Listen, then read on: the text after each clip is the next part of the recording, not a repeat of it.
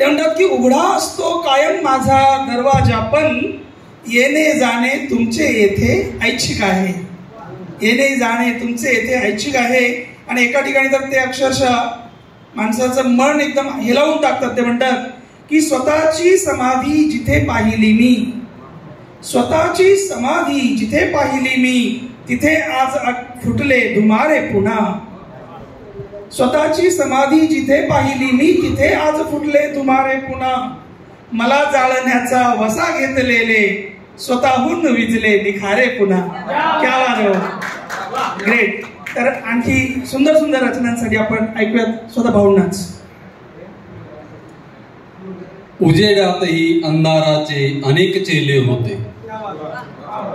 उजेडातही अंधाराचे अनेक चेले होते.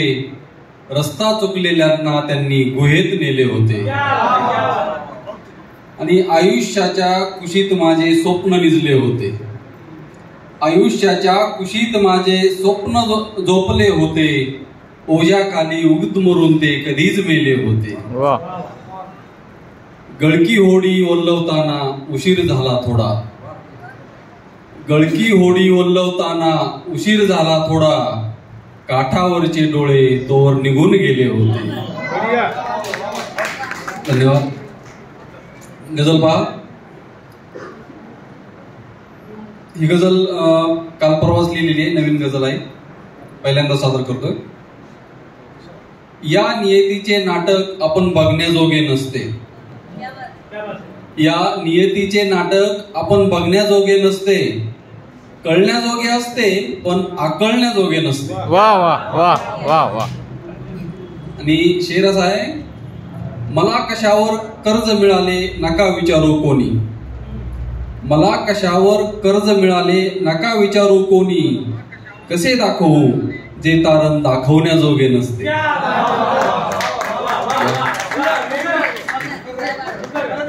मला कशावर कर्ज मिळाले नका विचारू कोणी. कसे दाखवू जे तारण दाखवण्याजोगे नसते. आणि शेर बघा. निदान थोडे दुःख भिजू दे ओल्या नजरेमध्ये. निदान थोडे दुःख भिजू दे ओल्या नजरेमध्ये. माझ्यासाठी जेव्हा काही करण्याजोगे नसते. आणि पिवळी पाने अन झाडांचे आता ठरले आहे. पिवळी पाने अन झाडांचे आता ठरले आहे. घडू द्यायचे शांतपणे जे टळण्याजोगे नसते. क्या बात है, क्या बात. हसू व्हायच्या भीतीने मी रहस्य लपवत असतो. हसू व्हायच्या भीतीने मी रहस्य लपवत असतो. कधी कधी रडण्याचे कारण पटण्याजोगे नसते. क्या बात, क्या बात. सांज वेळ अन मध्यरात्र ही नको वाटते हल्ली.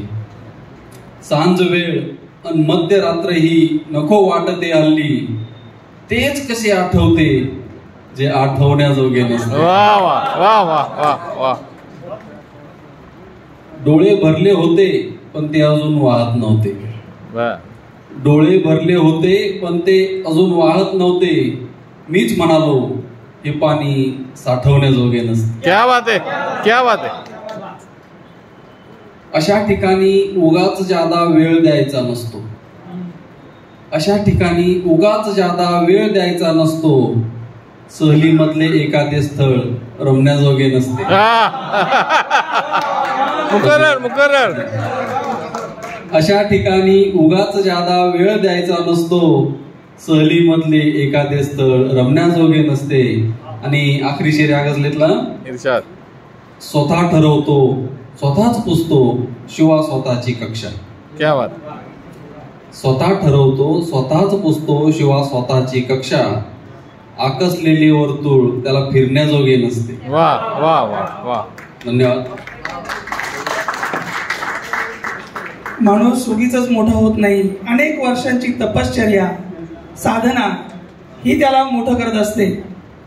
एका दिवसात कधी ताजमहाल बांधला जात नाही. सेम त्या प्रकारे कित्येक वर्षांपासून ही मोठी माणसं अविरतपणे लिहित असतात. आपले जेव्हा 100-1 शेर लिहून झालेले असतील तेव्हा त्यांचे हजारो शेर लिहून झालेले असतात. त्यातले कित्येक त्यांनी फाडून टाकलेले असतात. आपला एक शेर आपल्याला बाजूला करता येत नाही.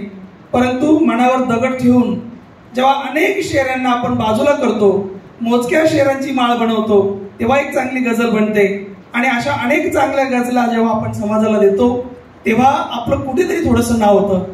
म्हणून ही महनीय माणसं आज या ठिकाणी व्यासपीठावर आहेत. मी भाऊंना धन्यवाद देतो. आणि आता आपण वेळेत ज्ञानेश सरांकडे